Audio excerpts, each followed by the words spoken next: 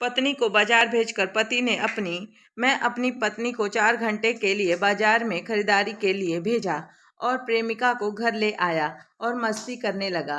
करीब 1 घंटे तक गर्लफ्रेंड के साथ समय बिताने के बाद सुरेश को अचानक पता चलता है कि घर में कोई घुस गया है।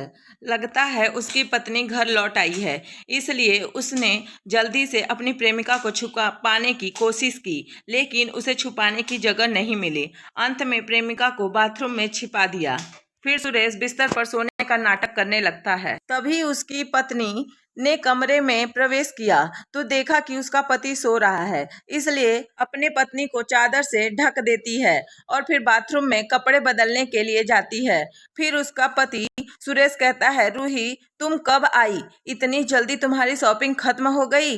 रूही कहती है, मैं अभी आई हूँ, आप सो रहे थे इसलिए जगाया नहीं। मैं शॉपिंग करने गई तो बेवकूफ बन गई। मैं अपना बटुआ घर पर ही भूल कर चली गई थी। इतनी गर्मी में वापस आते आते पूरा भीग गई। कपड़े बदल कर फिर जाऊंगी शॉपिंग करने। रूही सुनो ना, तुम्हें जो उस दिन साड़ी पसंद थी आज खरीद लेना। रूही को आश्चर्य हुआ और रूही ने कहा, तुम मुझे 5,000 रुपये की साड़ी दोगे?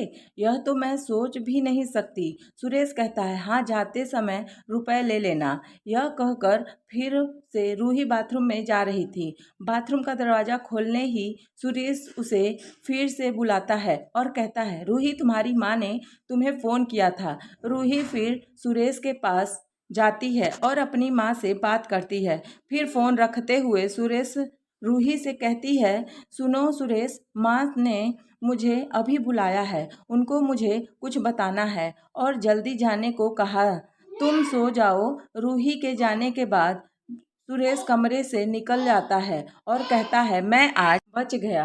रूही अपनी माँ से मिलने गई, इसका मतलब वह 4-5 घंटे तक नहीं आएगी। अब मैं बस आराम करूँगा, मज़े करूँगा, मस्ती करूँगा और प्यार करूँगा।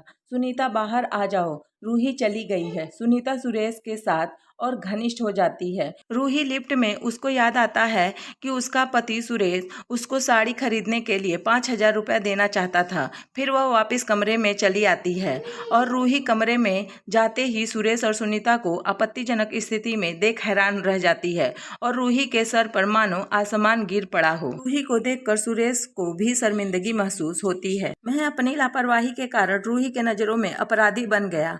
मैं पूरी तरह से पकड़ा गया। आज तक मैं रूही के नज़रों में एक फरिश्ते की तरह था, आज सब टूट गया। सुनीता कहती है, सुरेश मैंने तुमसे कहा था ध्यान से काम करो, तुमने मेरी बात नहीं सुनी। अब तो रूही गुस्से में अपने गुस्से को काबू नहीं कर पाई।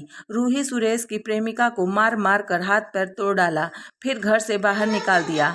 तब तक आप लोगों को पता चली गया होगा, क्या रूही ने अपने पति के प्रेमिका को इस तरह पीट कर सही किया या गलत? यह कमेंट करके जरूर बताएं। दोस्तों, आपको यह कहानी कैसी लगी प्लीज़ कमेंट करके जरूर बताएं। अगर अच्छी लगी तो वीडियो को लाइक और चैनल को सब्सक्राइब कर ले। Thank you.